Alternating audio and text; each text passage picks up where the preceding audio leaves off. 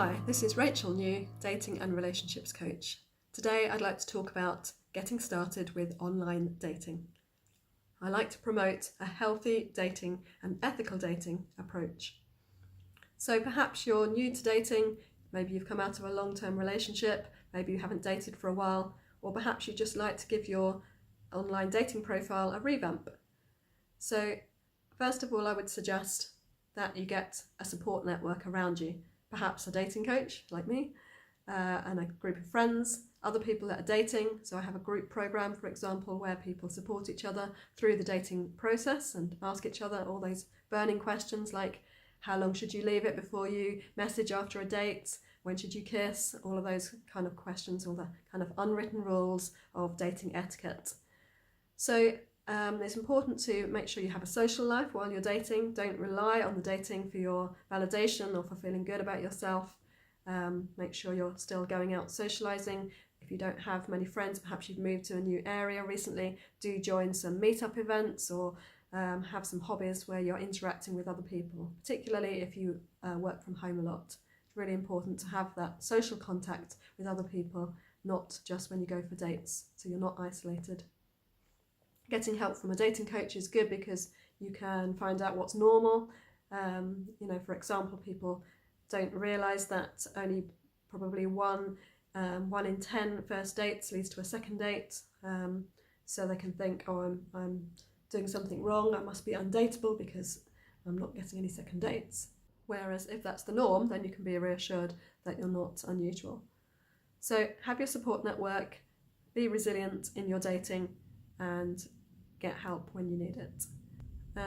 My second tip for getting started with online dating is to celebrate yourself and feel good about yourself. Have plenty of hobbies that you can talk about in your profile, when you're messaging and on dates.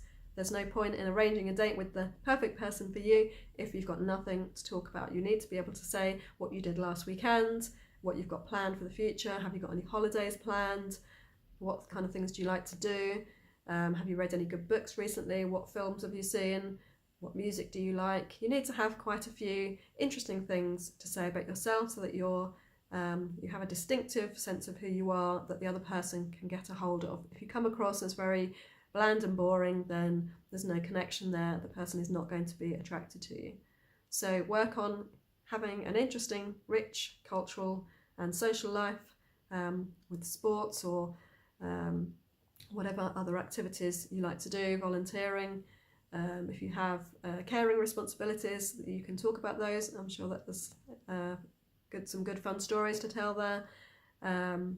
And it's good for your date to hear that you have friends and family that you visit or see, and that can show that they can trust you and that that you're not isolated.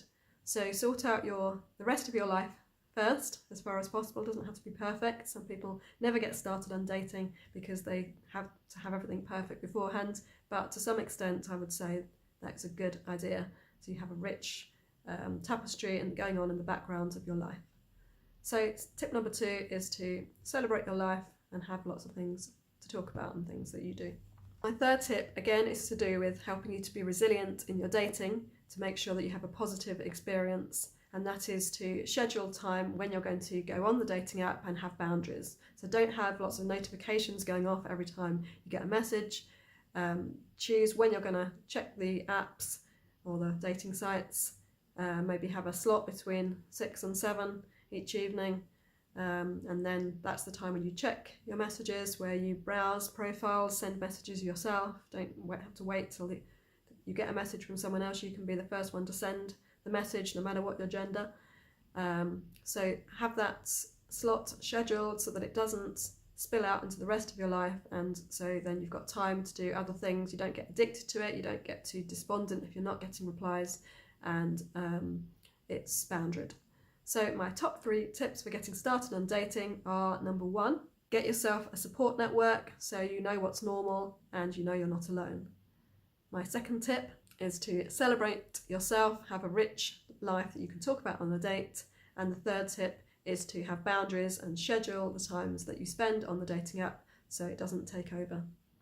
So there are plenty more tips about online dating that I could give you, but there's just 3 to get you started. But please do get in touch or check out my website. I have a blog with lots of good blog posts on this very subject to help you to navigate the world of dating that has changed and continues to change year on year.